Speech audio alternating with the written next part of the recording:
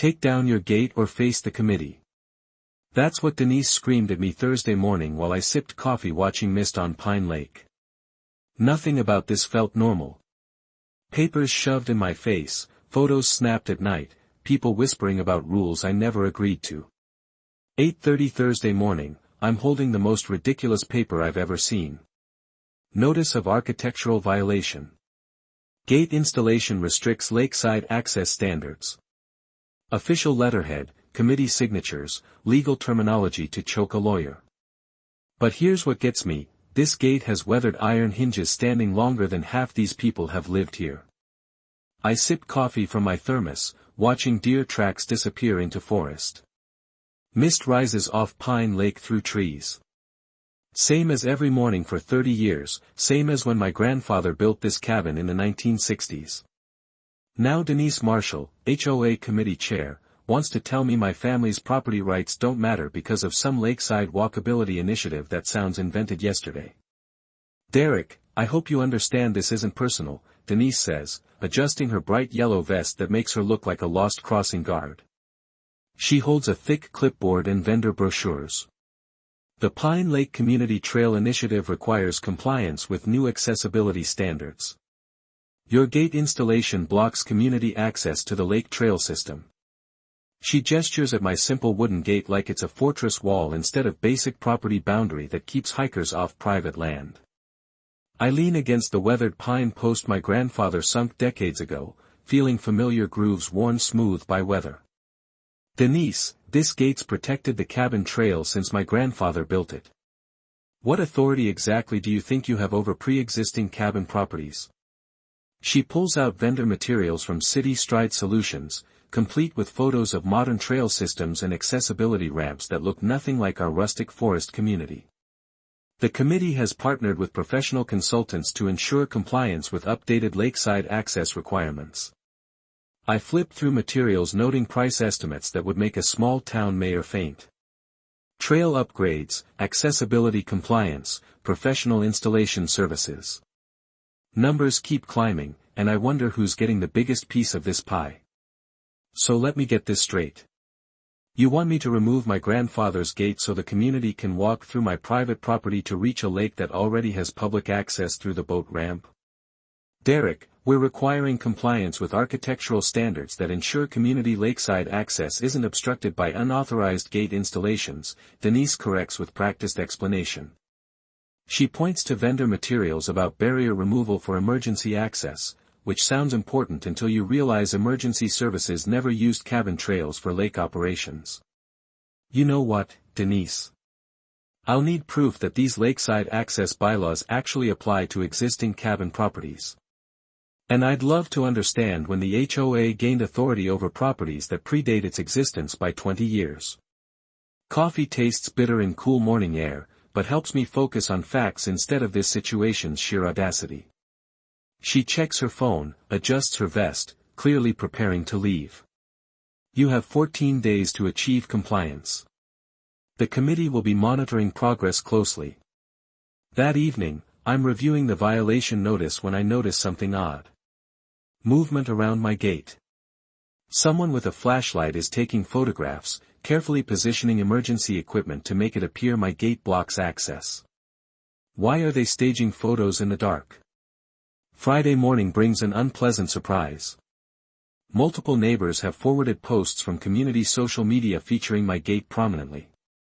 The photos show emergency equipment positioned around my property like a disaster zone with captions about, cabin gate blocks emergency boat access, and, trail obstruction prevents lake rescue operations. What gets me is how professional these shots look, complete with dramatic lighting and carefully arranged rescue gear that definitely wasn't there last night. I examine the photos carefully. The metadata shows timestamps between 11 p.m. and midnight, well after I noticed suspicious activity. Geographic data confirms shots were staged on my property without permission. I contact County Fire Department about this. Alleged access issue. The dispatcher sounds genuinely confused. Sir, lake rescue operations have used the South Shore boat ramp for over 15 years. We've never had problems with blocked access. Armed with official confirmation, I craft responses for community groups. These photos are staged. Emergency services have boat ramp access and my cabin trail never blocked anything. I include emergency services contact information so neighbors can verify facts themselves. But damage is spreading. Concerned neighbors share staged photos faster than I can correct misinformation. Comments range from worried questions about community safety to accusations that I'm blocking emergency access. That night, my phone buzzes with a message from an unknown number. Mr. Turner, this is City Stride Solutions regarding compliance documentation failure for your property. Our consultant needs to schedule urgent review. Monday afternoon brings the knock I've been dreading. A man in button-down shirt and khakis introduces himself as Certified Cabin Restoration Specialist from City Stride Solutions. Mr. Turner, I'm here to conduct mandatory architectural assessment for Pine Lake Historic District compliance, he announces, spreading documents across my porch table. Your gate installation violates historic preservation standards. I examine his credentials while he arranges materials.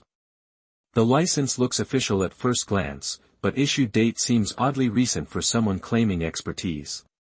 Historic District. I wasn't aware my cabin was part of any historic designation. He pulls out comprehensive report about historic compliance requirements, dense regulatory language, references to architectural preservation standards, and penalties for non-conforming structures. I excuse myself ostensibly for coffee, but actually to verify his credentials through state licensing board. 20 minutes later, I have my answer. License expired 3 years ago. No record of recent renewal. When I return, he's photographing my gate. I casually start live streaming on my phone. His answers reveal surface-level knowledge that might fool casual observers but lacks technical depth. You know what's interesting about historic preservation? I ask. Authentic structures should be preserved, not demolished for modern upgrades. I show him original construction photos from my grandfather's files, complete with building permits from the 1960s. The change in his demeanor is immediate. Confident authority dissolves into uncomfortable shifting and careful word choices. I pull out research from County Historical Society. Official documentation confirms there's no Pine Lake Historic District requiring architectural compliance reviews. Now he's packing materials with obvious urgency. Mr. Turner, I'll need to consult with my supervisors about specific compliance requirements. That evening, I'm surrounded by documentation proving everything about this consultation was fraudulent. Expired credentials, non-existent historic district, and financial connections between consultant and vendor. Wednesday morning brings an email that makes my coffee taste like ashes. Joint Committee Action, Comprehensive Property Review for Pine Lake Community Standards. 3 separate HOA committees are coordinating efforts to address non-compliant cabin properties. I attend the next committee meeting to understand how this coordination works. Denise sits at head of table despite not being committee member, guiding discussion toward architectural compliance issues. During public comment, I present facts with a recorder on the table. 3 committees don't have authority over properties like mine. Committee coordination doesn't create new legal powers. Several members glance nervously at the device, realizing their meeting is being documented. After the meeting, I approach individual committee members. Most admit Denise gave them only glossy brochures and urgent talking points, not actual law. Thursday's research reveals several significant violations of HOA bylaws. Emergency votes held without proper notice periods. Quorum requirements ignored. Most importantly, committees coordinated actions without board oversight. The breakthrough comes when I find supposed board authorization for committee coordination. Except the document is missing signatures. Denise has been staging forged minutes to create impression of governance while operating outside established procedures. Friday's email brings predictable escalation. Comprehensive Property Review Board meeting, final determination for Pine Lake Community Standards compliance. The timing creates artificial urgency, scheduled for following Tuesday with minimal notice. When I call HOA office to confirm meeting details, administrator sounds confused. Mr. Turner, I don't show any comprehensive property review meeting on official calendar. Rick Patterson's investigation reveals what I suspected. Derek, these board authorization signatures are forged. The board never approved comprehensive property review or emergency enforcement measures. Saturday morning finds me walking forest trails between cabin properties carrying documentation that could change everything. Instead of fighting committee procedures, I've decided to focus on helping neighbors understand how grandfathered protections benefit everyone's property rights. My first stop is an old cabin where longtime couple have lived since the early 70s. The conversation reveals how little most neighbors understand about their protections. Derek, we never realized our original construction rights were protected from retroactive enforcement, Linda admits. Denise made it sound like all property owners had same compliance obligations. By noon, I've visited 6 cabin households, and the pattern is consistent. Neighbors who seemed to support committee enforcement were actually operating with incomplete information about their own rights. Sunday afternoon, I'm meeting with neighbors to share Rick's findings when real impact becomes clear. One family received violation notices for cabin deck modifications based on forged board authorization. Another household was pressured to accept tree removals using fabricated emergency authority. This isn't just about Derek's gate anymore, Tom Peterson observes. If Denise has been forging board authorizations, every enforcement action she's taken could be legally invalid. Monday evening brings community meeting I've been organizing. 15 cabin families gather in Peterson's living room, reviewing evidence of forged authorizations, fabricated committee authority, and systematic misinformation affecting multiple properties. My phone rings with call from County Sheriff's Office. Mr. Turner, this is Deputy Lewis. We've received reports about potential signature forgery and unauthorized governance activities in your HOA. State HOA oversight has requested investigation of possible criminal fraud. Tuesday evening's emergency board meeting takes place in Community Center's main hall, packed with more residents than I've ever seen at HOA gathering.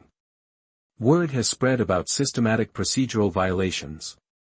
I'm first speaker, armed with documentation Rick and I organized into comprehensive presentation. This isn't about my cabin anymore. This is about systematic abuse of HOA procedures affecting our entire forest community. The evidence is overwhelming.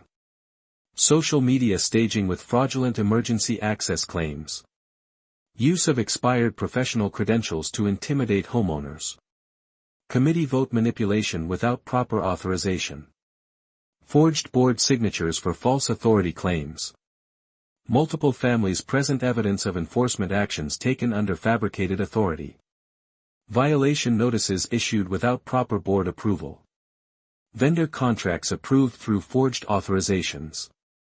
Deputy Lewis arrives during presentation carrying documentation from County Sheriff's Investigation and State HOA Oversight Agency. Board members, we're investigating potential criminal fraud related to governance activities here. The board faces impossible situation. They can't defend actions they never authorized, but they're potentially liable for fraud committed under their name. We need to understand that systematic procedural fraud creates legal exposure for our entire organization, Board President Chen acknowledges. Denise hasn't spoken during entire presentation, sitting quietly in back while evidence piles up. When Chen asks if she wants to respond, she simply states, "I'll be retaining legal counsel and won't be making any statements tonight." The board votes unanimously to remove Denise from all committee positions immediately, void all unauthorized enforcement actions, and require comprehensive legal notifications to affected homeowners about invalid procedures. 1 week after board meeting, I'm standing beside my grandfather's gate, watching county inspectors bolt official heritage protection plaque into post. Morning mist rises off Pine Lake, just like every day for decades. But today feels different. The irony isn't lost that Denise's attempt to force gate removal resulted in permanent legal protection for every grandfathered cabin property in our forest community. County Historical Society director arrives with documentation making everything official. Mr. Turner, your grandfather's cabin and associated structures now have formal heritage protection status. Gate construction represents authentic 1960s rural architecture protected from retroactive compliance requirements. State HOA Oversight Coordinator brings news about comprehensive reforms for rural HOA governance. New regulations require board verification for all committee coordination, signature authentication for enforcement actions, and mandatory education about grandfathered property protections. Deputy Lewis provides final update about criminal consequences. Denise Marshall has been charged with multiple counts of signature forgery, fraudulent document creation, and conspiracy to commit governance fraud. Most satisfying development is how our community has responded. Families who were pressured by fraudulent enforcement actions are now protected by sane grandfathered rights that defend my property. What started as attack on Derek's gate has become protection for everyone's heritage rights, one longtime neighbor observes. The annual Pine Lake Heritage Day celebration takes place on perfect autumn morning with golden light filtering through forest canopy. 20 cabin families gather to celebrate pre-HOA history and heritage protections that ensure our community's authentic character will survive future development pressures. My grandfather's gate serves as centerpiece for heritage education with display boards explaining authentic cabin construction and grandfathered property protections. Standing here at sunset, watching deer slip from forest to drink at lake edge, I let out breath I didn't realize I was holding. After all of it, the gate is still here, and so are we, stronger, wiser, and maybe a little more suspicious of people who wave papers around like weapons. Maybe the real lesson here is that power built on lies always collapses when you shine enough light on it.